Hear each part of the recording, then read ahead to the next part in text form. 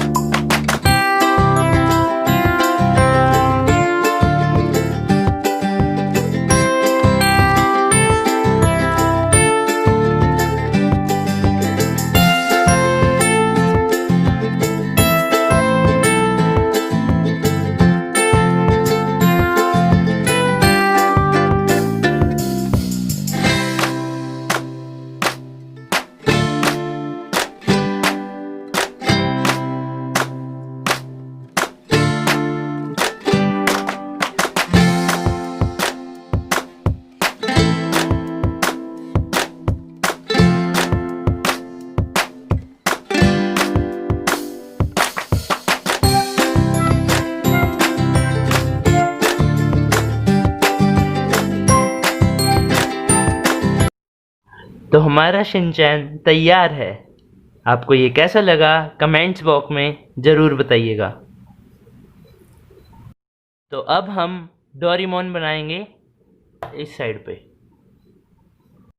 चलिए देखते हैं अब हम डोरेमोन कैसे बनाते हैं।